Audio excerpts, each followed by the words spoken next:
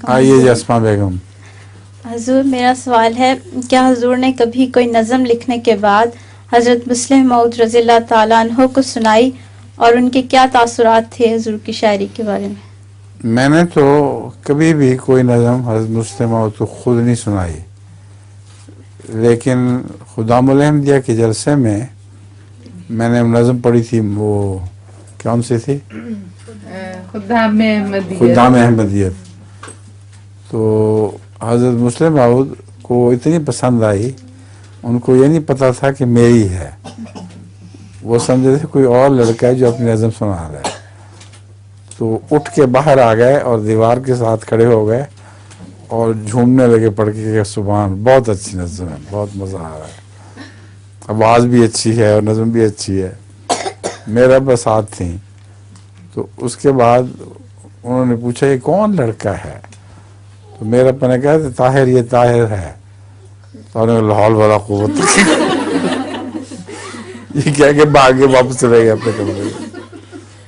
तो इस तरह मैंने गलती से सुना दी थी, इरादतन कभी उनके सामने नज़म नहीं पढ़ी। आप सुनाए नज़म। कभी अपना भी एक शनासा था,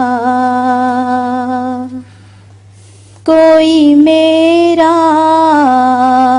भी आसरा सा था।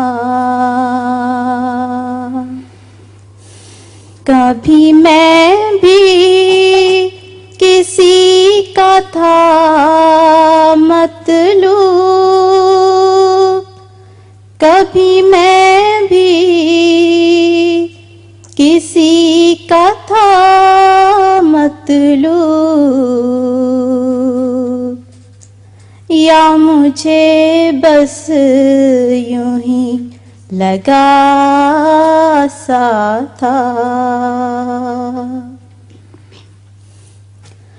यूं लगा जब मिला वो पहली बार, यूं लगा जब मिला वो पहली बार, जैसे सदियों से आशना सा था। भर दिया उसने वो जो बरसों से, भर दिया उसने वो जो बरसों से,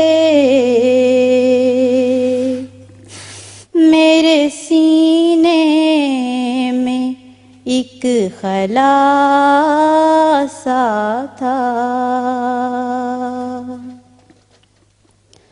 धूप में साएदार उसका प्यार, धूप में साएदार उसका प्यार,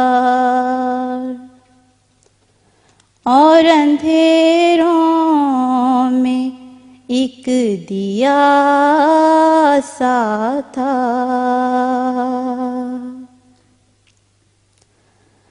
बन सका ना मेरा कभी लेकिन,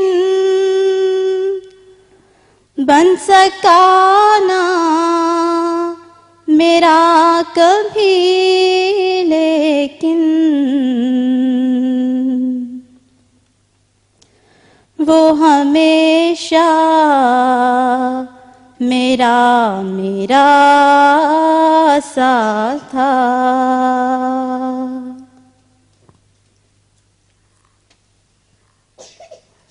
हो गया? अच्छी आवाज़ है। किसकी नज़म है ये?